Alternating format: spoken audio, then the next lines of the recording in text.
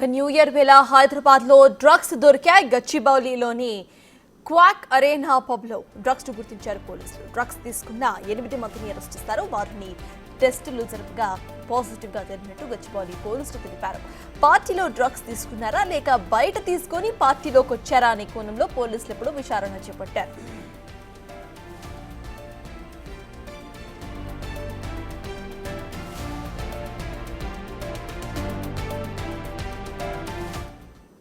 వాటికి ఇదే అంశంపై పూర్తి డీటెయిల్స్ మా ప్రతినిధి రాణా అందిస్తారు. రాణా, చెప్పండి, ఎంతవరకు డ్రగ్స్ కంట్రోల్ చేయాలి అనుకున్నా కూడా ఏదో ఒక విధంగా డ్రగ్స్ పట్టుబడుతూనే ఉన్నాయి. ఇప్పుడు డైరెక్ట్ గా పార్టీలో చూసాము. నెక్స్ట్ న్యూ ఇయర్ కూడా వస్తుంది కాబట్టి డ్రగ్స్ సరఫరా మనకి ఎక్కువగా కనిపిస్తూ ఉంటుంది. అసలు అప్డేట్స్ ఏంటి? ఫస్ట్ ఈ పార్టీ కేసుకు సంబంధించిన అప్డేట్స్ ఏంటి? న్యూ ఇయర్ ఎగ్జాక్ట్గా ఒక్కరోజు ఉంది. ఒక్కరోజు ముందు తెలంగాణ పోలీసు డ్రగ్ ప్రియులకంతా ఇవాళ షాక్ ఇచ్చిందని చెప్పుకోవచ్చు. ఎందుకంటే చాలా క్రెడిబుల్ ఇన్ఫర్మేషన్, ఇంటెలిజెన్స్ ఇన్ఫర్మేషన్ అందుకున్నటువంటి టీనా పోలీసులు కానీ, రాచకొండ పోలీసులు కానీ, హైదరాబాద్ పోలీసులు కానీ, అలాగే ఎస్ఓటి టీం కానీ, సైబరాబాద్ సంబంధించినటువంటి ఎస్ఓటి టీం కానీ, వీళ్ళందరూ కూడా ఒక టీం లాగా ఫామ్ అయ్యి గత 4 రోజుల నుంచి కూడా చాలా ఫేమస్ అయినటువంటి పబ్బుల పైన, క్లబ్బుల పైన కూడా వాళ్ళు ఫోకస్ పెట్టారు. దాంతోపాటు గత వారం నుంచి కూడా చూస్తున్నాం. ఎందుకంటే సోషల్ మీడియాలో పెద్ద ఎత్తున కూడా వైరల్ అవుతున్నాయి. ఎందుకంటే వరల్డ్ ఫేమస్ డీజెల్ అంతా కూడా హైదరాబాద్ తీసుకొచ్చి ఇక్కడ షోస్ నిర్వహిస్తున్నామంటూ కూడా ఈ ఈవెంట్ మేనేజర్లు పెద్ద ఎత్తున కూడా సోషల్ మీడియాలో వాళ్ళు ప్రకటనలు కూడా ఇచ్చినప్పటి నేపథ్యంలో ఆ కోవలోనే ప్రముఖ జర్మన్ డీజే ప్లేయర్ అని బట్టి బెన్ బోమర్ని హైదరాబాద్ తీసుకొచ్చారు. ఇతను డీజే అంటే ప్రపంచవ్యాప్తంగా చాలా ఫేమస్. ఎందుకంటే యాక్చువల్లీ ఆయనకి ఆల్రెడీ ఇప్పుడు 27వ తారీఖు కోల్కతాలో ఒక షో చేశాడు. తర్వాత 28న ఢిల్లీలో ఒక షో చేశాడు. తర్వాత 29 వచ్చి హైదరాబాద్లో క్విక్ అరీనా పబ్లో ఆయన షో చేసిన తర్వాత నెక్స్ట్ 30వ తారీఖు అంటే ఈరోజు గోవాలో షో జరగాల్సినటువంటి అవసరం ఉంది. సో ఈ షోకి పెద్ద ఎత్తున కూడా టికెట్స్ అనేది బుక్ అయ్యి పెద్ద పెద్ద బాడాబాబులకు సంబంధించినటువంటి యువకులు కానీ, వీళ్ళందరూ కూడా యువతులు కానీ ఆ పబ్కి వాళ్ళు చేరుకున్నారు. గత 2 రోజుల నుంచి కూడా ఇక్కడ ఖచ్చితంగా ఏదో ఒకటి డ్రగ్స్ వినియోగం ఉంటుందనేసి కూడా పోలీసులు భావిస్తున్నటువంటి నేపథ్యంలో దాని తగ్గట్టుగా పక్కా ప్రణాళికతోనే పబ్కి వెళ్ళి వాళ్ళు దాడులు చేసినప్పటి నేపథ్యం అయితే కనపడుతుంది.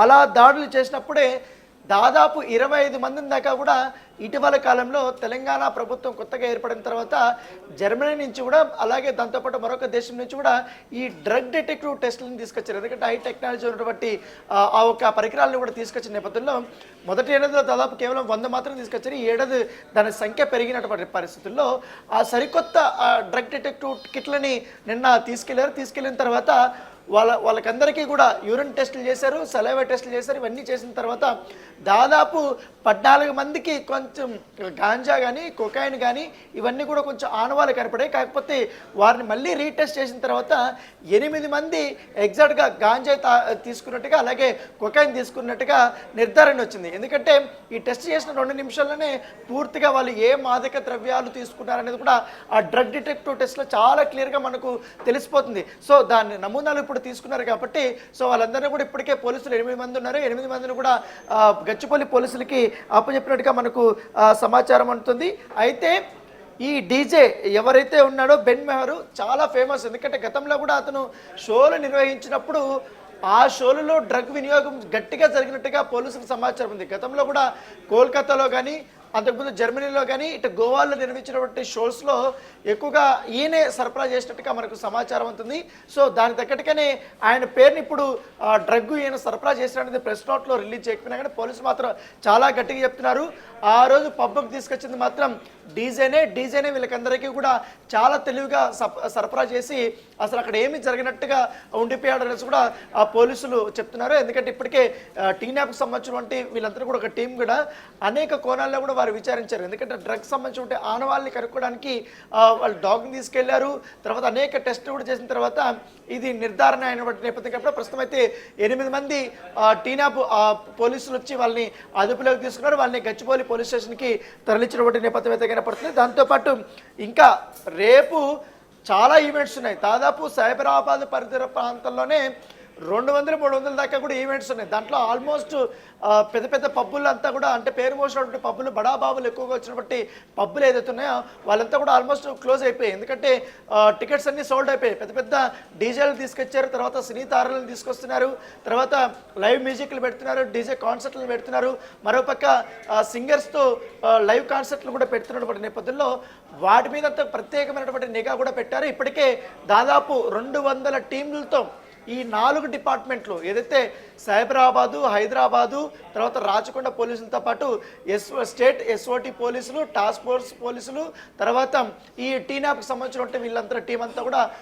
టీములుగా ఏర్పడి ఒక్కొక్క ప్లేస్ని అంటే అబ్జర్వేషన్ కానీ వాళ్ళంతా కూడా పూర్తిగా చేయాలనే ఉద్దేశంతో టీములుగా విడిపోయి రేపటి నుంచి కూడా మరొక తనిఖీలు చేపడుతున్నారు. నిన్న జరిగినటువంటి తనిఖీలు అల్లే విధంగా ఉన్నాయి.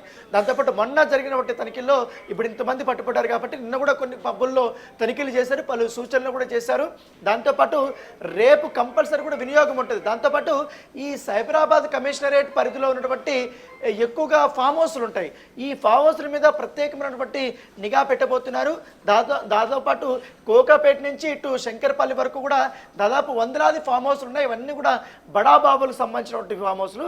మరికొన్ని మొయినాబాద్ పరిసర ప్రాంతాల్లో ఉన్నటువంటి ఫామ్ హౌస్ల్లో ఎక్కువగా ప్రైవేట్ పార్టీలకి వాళ్ళు రెంట్లకి ఇస్తారు కాబట్టి వాటి మీద స్పెషల్ ఫోకస్ పెట్టాలనే ఉద్దేశంతో కూడా టీనాప్ టీం అనుకుంటుంది. దాంతోపాటు సైబరాబాద్ ఎస్ఓటి టీం కూడా దాని మీద ప్రత్యేకమైనటువంటి నిఘా కూడా పెట్టబోతున్నట్టుగా మనకు సమాచారం ఉంది. దాంతోపాటు లిక్కర్ ఎంతవరకు కూడా సరఫరా చేయాలనే దానిపై కూడా ఇప్పటికే ఒక అందరికీ ఈవెంట్ మేనేజర్స్ కానీ, పబ్ ఓనర్లు కానీ, బార్ అండ్ రెస్టారెంట్ ఓనర్లు కానీ ఒక రూల్స్ అండ్ రెగ్యులేషన్స్ కూడా వాళ్ళకి ఇచ్చారు. దాంతోపాటు ఒకవేళ న్యూ ఇయర్ ఈవెంట్ జరిగితే ఎంత పరిమితిలో ఎవరైతే ప్రేక్షకుల్ని లోపలికి రానియాలి, వాళ్ళని ఎంతవరకు కూడా ఉంచాలి, దాంతోపాటు కొన్ని అక్కడ డీజే ఎంతవరకు డెసిబిల్స్ పెట్టాలనే దానిపై కూడా కొన్ని నియమ నిబంధనలన్నీ కూడా పెట్టినటువంటి నేపథ్యం పడితే దాని తగ్గట్టుగా ఇవాళ సైబరాబాద్ కానీ ఇటు హైదరాబాద్ పరిసర ప్రాంతాల్లో ఉన్నటువంటి ఎవరు పబ్బు ఓనర్లు కానీ, బార్ అండ్ రెస్టారెంట్స్ కానీ, ఫామ్ హౌస్లు కానీ వీళ్ళందరూ కూడా ఈవెంట్ మేనేజర్స్ వీళ్ళందరూ కూడా ఇవాళ పిలిపించుకున్న తర్వాత వాళ్ళతో మీటింగ్ అయిన తర్వాత వాళ్ళకి కొన్ని కండిషన్స్ ఏమైనా ఉన్నాయని కూడా పోలీసులు చెప్పినటువంటి నేపథ్యం పడుతుంది. సో రేపు న్యూ ఇయర్ వేడుకలు కాబట్టి డ్రగ్స్ వినియోగం చాలా ఎక్కువగా ఉంటున్నటువంటి నేపథ్యంలో దీని మీద ప్రత్యేకమైనటువంటి నిఘా అయితే పోలీసులు పెట్టినటువంటి పరిస్థితి. Right, thank you Rana.